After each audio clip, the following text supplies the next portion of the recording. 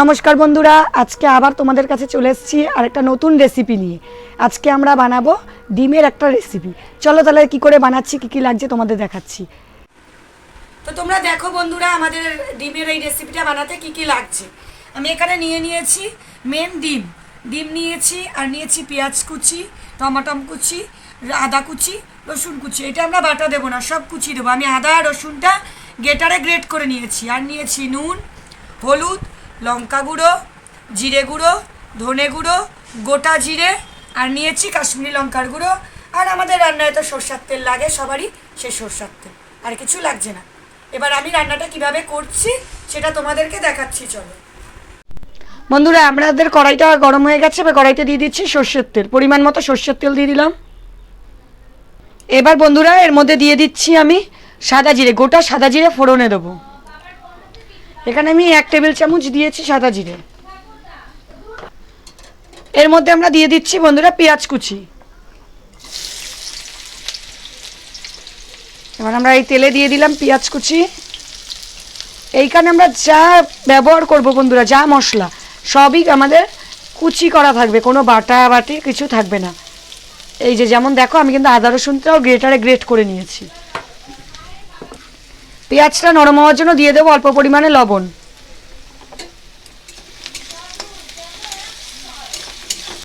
তোমরা দেখো বন্ধুরা, আমরা পেঁয়াজটা হালকা বাদামি রং করে ভেজে নিলাম। এবার এর মধ্যে আমি দিয়ে দিচ্ছি রসুন কুচি, আদা কুচি।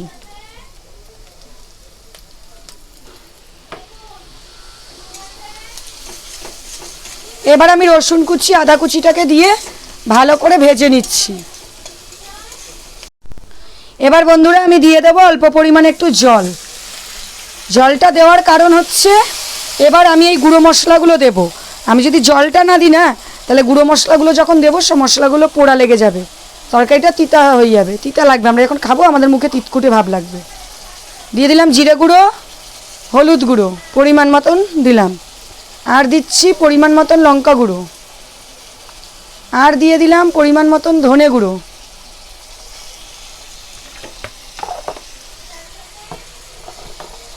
আর দিয়ে দিচ্ছি পরিমাণ মতন কাশ্মীরি লঙ্কার গুঁড়ো,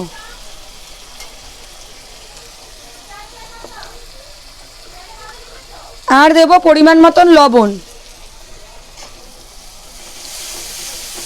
এবার এগুলোকে সব আমি ভালো করে কষিয়ে নেব।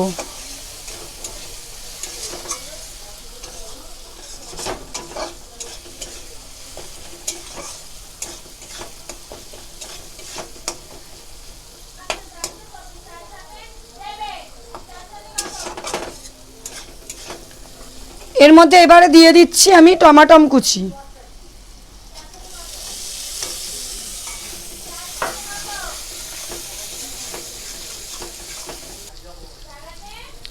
এবার দিয়ে দেবো অল্প পরিমাণ মতন জল।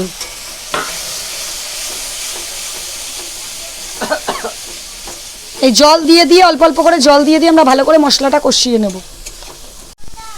তো দেখো বন্ধুরা, আমরা মশলাটা ভালো করে এইভাবে কষিয়ে নিয়েছি। আমাদের মশলা দিয়ে দেখো তেল ছেড়ে গেছে, দেখেছো? এই যে মশলা দিয়ে কেমন তেল ছেড়েছে। এবার আমরা দিয়ে দেবো অল্প পরিমাণে আবারও জল।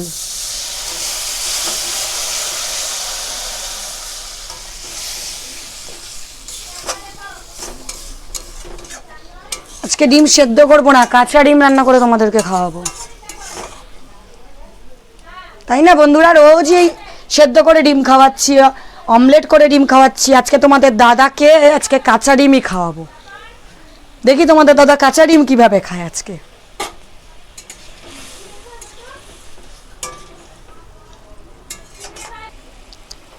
তো বন্ধুরা দেখো, আমি এখন এই ডিমটা দেবো, তার জন্য আমি গ্যাসের ওভেনের আগুনটাকে একদম লো ফ্লেমে করে দিলাম।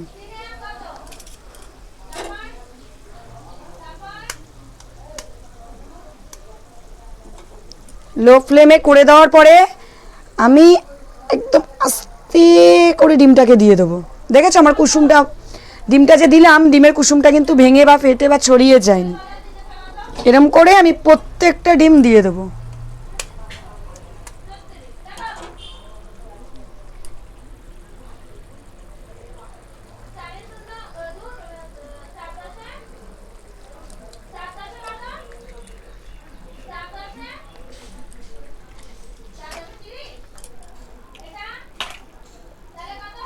এবার বন্ধুরা আমাদের ডিমগুলো দেওয়া কমপ্লিট হয়ে গেল। এইবার এইটাকে আমি লো টু মিডিয়াম ফ্লেমে, আমাদের প্রথমে ছিল লো ফ্লেমে, এবার হালকা বাড়িয়ে দিলাম, লো টু মিডিয়াম ফ্লেমে দিয়ে আমরা একটা ঢাকনা দিয়ে চাপা দিয়ে দিলাম।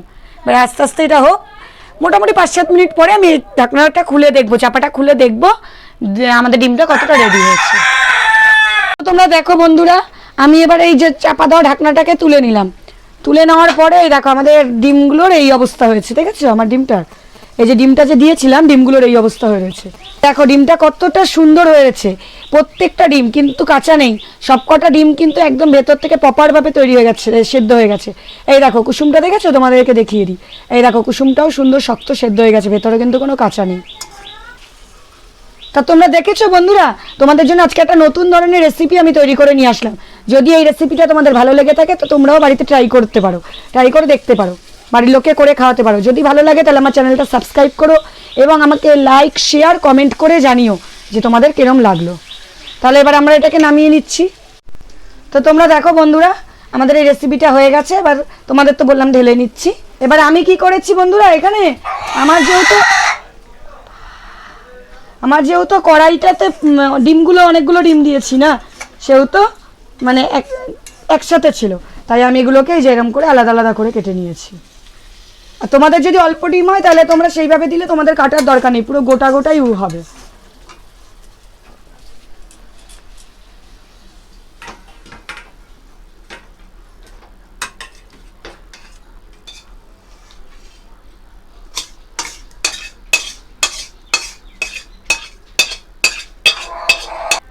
তো তোমরা দেখো বন্ধুরা আমার এই ডিমের রেসিপিটা তৈরি হয়ে গেছে।